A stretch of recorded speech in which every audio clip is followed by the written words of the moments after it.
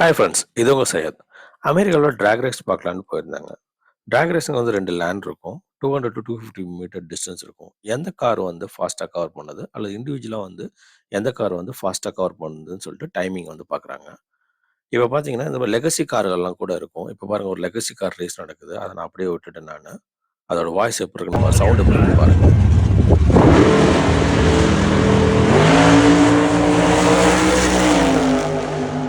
இது எல்லாமே இண்டிவிஜுவலாவும் வச்சிருக்காங்க. அதுல வந்து ஒரு டெஸ்லா கார் வந்து பார்ட்டிசிபேட் பண்ணுச்சு.